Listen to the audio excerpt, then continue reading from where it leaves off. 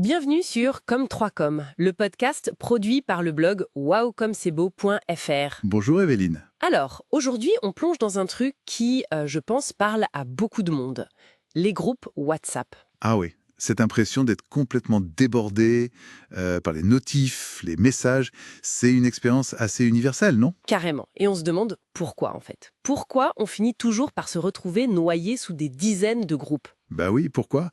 C'est vrai que c'est si facile d'en créer un. C'est ça.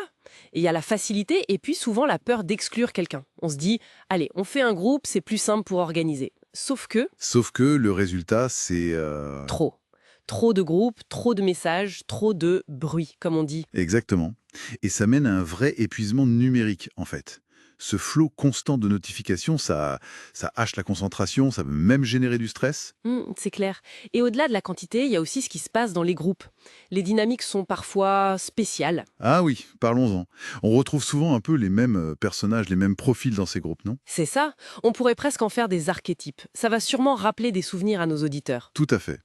Tu as par exemple le fantôme. Celui qui est là, qui dit peut-être, mais qui dit jamais rien. Zéro interaction. Ah oui, le classique. Ou alors à l'inverse, l'infatigable bavard. Celui qui commente absolument tout, même la virgule. Ouais, qui réagit sur tout et rien et qui parfois noie un peu le poisson, quoi. L'info importante se perd. Et puis t'as le blagueur invétéré, toujours un mème, un gif, une petite vanne. Ça peut être sympa, mais Mais quand il y en a trop, ça sature et ça peut même détourner de l'objectif initial du groupe s'il y en avait un. c'est ça. Et n'oublions pas, l'urgentiste, celui pour qui chaque message est une question de vie ou de mort. Tout est hyper prioritaire. À lui, il peut être source d'agacement, c'est sûr. Toute cette agitation, au final, ça rend l'outil moins efficace. Et ça, sans même parler des risques de conflit, hein. Les malentendus derrière un écran. Ah bah oui, un ton mal perçu, un message écrit un peu vite sous le coup de l'émotion, ça peut vite déraper. L'écrit, ça manque de nuances. Bon, alors, face à tout ça, comment on fait pour pas se laisser submerger? Comment on reprend un peu le contrôle? C'est la question clé. La première piste, c'est peut-être la plus évidente, mais pas la plus facile. Faire le tri. Oser quitter les groupes? Ouais, ceux qui sont devenus inutiles, ceux où on n'a plus rien à faire.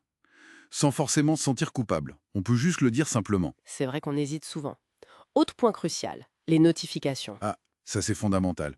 Apprendre à mettre en sourdine. Pas tout, bien sûr, mais les groupes moins importants, ceux qui n'appellent pas une réponse immédiate. Ça permet de retrouver un peu de calme, de pas être interrompu toutes les 5 minutes. Ça protège la concentration? Exactement.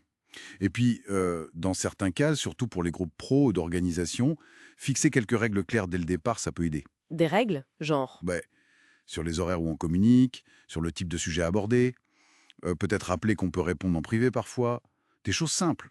Oui, cadrer un peu. Et aussi peut-être limiter sa propre participation.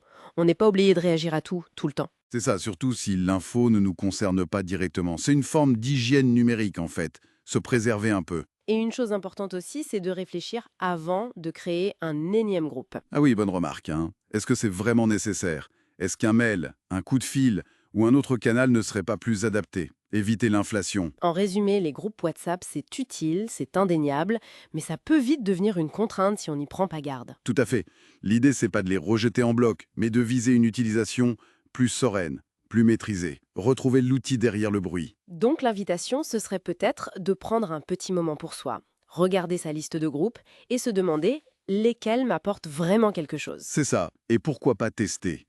Mettre un ou deux groupes en sourdine pendant quelques jours, juste pour voir l'effet que ça a. Bonne idée. Et pour finir, peut-être une petite réflexion, Je t'écoute. se demander si la quantité d'échanges qu'on a dans un groupe reflète vraiment la qualité du lien qu'on a avec les gens dedans.